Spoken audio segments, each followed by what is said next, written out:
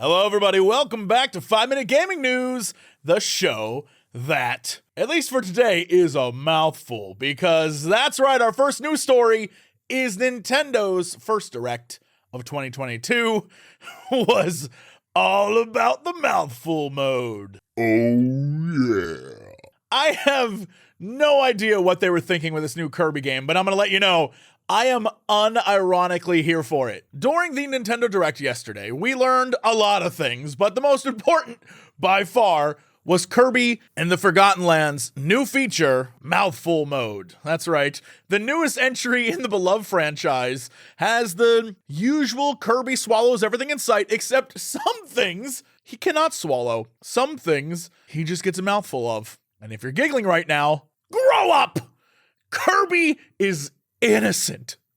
How dare you? We also got to see the new Mario Strikers Battle League, which is a soccer-like game where you just get to beat up everyone, so better soccer is what I'm hearing. We also got a new Fire Emblem Warriors game. I love Warriors games. I always have. It has been something I buy no matter what. Even though really they're the same game every time, I just don't care. I love them. We also are getting a new Wii Sports, except, it's for Switch. And that, of course, is always fun. We saw more Triangle Strategy. We saw the remaster of Chrono Cross. We even got a Klonoa game. The big reveal at the end, of course, was Xenoblade Chronicles 3, which looks crazy. Some of those fights look wild, like against the big guys. But of course, that sadly meant we got no Zelda news and no Bayonetta news. So I was kind of disappointed about that. However, I was really surprised and hyped about another game that I think is supposed to be Live Alive, but it definitely says Live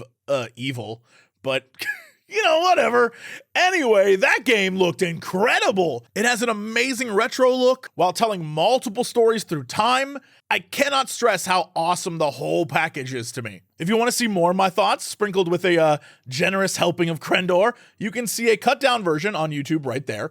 Or you can go over to twitch.tv/JesseCox and see the full unedited one where he and I just riff and have a good time watching the Nintendo Direct. And our next story, since Nintendo was all about remasters and remakes, well, it's fitting that our next story is, in fact, about a remake. Rumors of a Resident Evil 4 remake are flooding the internet. A few days ago, an article's floating around about Resident Evil 4 director Shinji Mikami working now on the upcoming Ghostwire Tokyo. When asked about a potential remake, he said, "If it's a question of whether I want to see it or not, I think I do. I just hope they make the story better." Which is fascinating to hear because Resident Evil 4 is considered by many to be one of the best games ever made and definitely one of the most influential games of the 2000s. Introducing many mechanics that inspired many games and honestly were straight up copied and many more for years to come. A great example is like the offset over-the-shoulder camera angle that would go on to be used in things like Dead Space and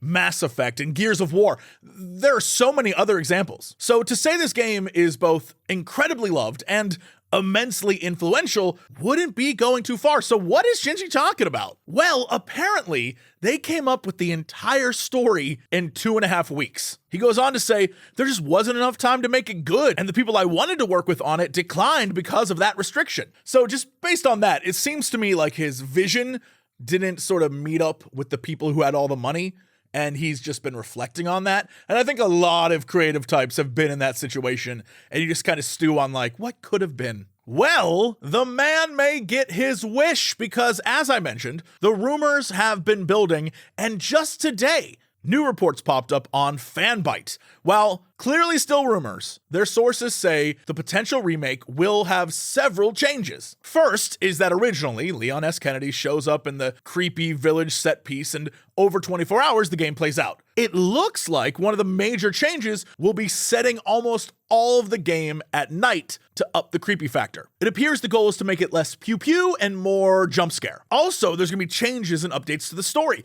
giving bigger roles to characters like Ada Wong and expanding on her side missions. Of course, like I said, it's all rumors. We don't really know anything more than what Fanbyte was told.